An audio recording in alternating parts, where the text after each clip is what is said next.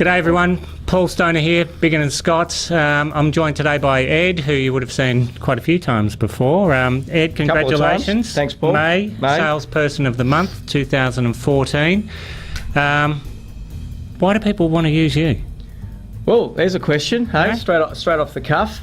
Look, we've got our name out there, I guess, selling most of the market in Richmond. We come across most vendors, so I guess there's a good opportunity for us. We're in and around most of the price ranges as well. If we go into listing presentations, we're going with a nice listing chart about our market share, our access to buyers, our knowledge of buyers' budgets, their depth, their financial capacity, that type of thing. So I guess that, we're the top agent in Richmond, so we get called in. We have some good stats to support it. We're good fun to deal with. We run a good auction campaign, and we've got social proof out there, so opportunity, I guess. That's just a short intro into why Ed, and that's 12 sales for May. Yep, 12 and I think 11 listings setting us up. June drops down a bit, but yep, 12 sales, some good ones in there. Again, Doug involved in a couple of good ones. One last night, 8 o'clock he made. Yeah, he didn't enjoy me picking on him about doing auctions in last sales training, by the way. Who's that, Doug? Yeah. He's how close is he getting? Oh, well, he's talking the end of the year, but I think I spoke for about 2 years before I actually did one.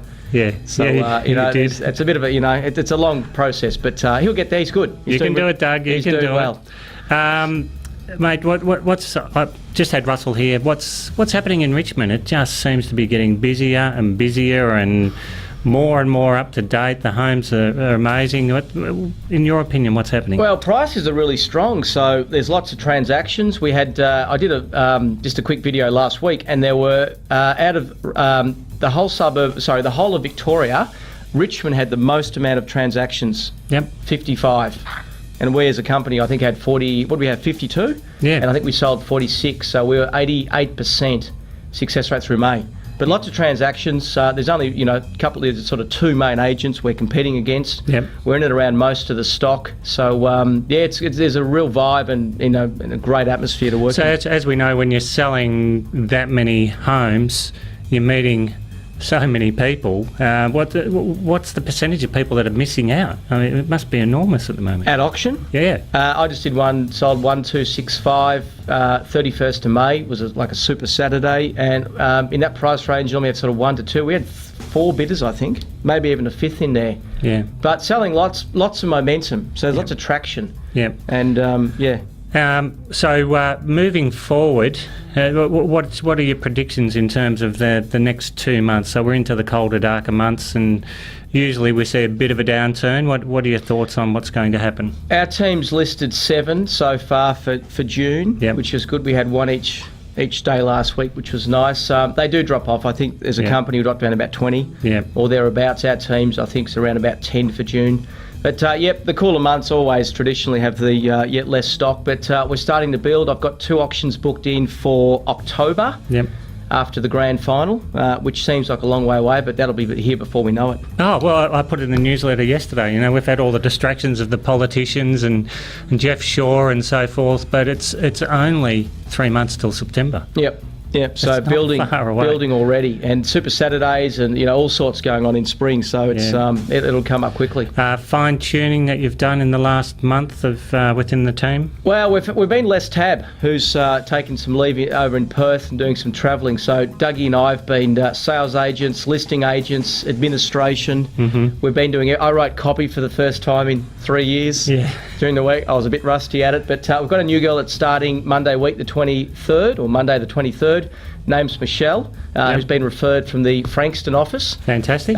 She blew us away at the interview. She's going to be brilliant. So much energy and enthusiasm, and she already feels like part of the team, and she hasn't started yet. So we're really looking forward to Michelle coming in, and we'll get back to our normal day-to-day tasks where Dougie and I have been covering Tab's role at this point. Now, demand at the moment, I usually ask you this question. The highest demand is in what category at the moment? Usually the single fronters, anywhere from say 7 to $1 million. Yep. And 3-bedroom townhouses between about 1 and 1.3 have also been very strong. Mm-hmm. Sam's got a terrific one in Princess Street North, I think we're initial expectation around $1 million. We've got offers coming in, sort of all verbal interest, 1, 2, 1, 3. Yep. So they're the most popular.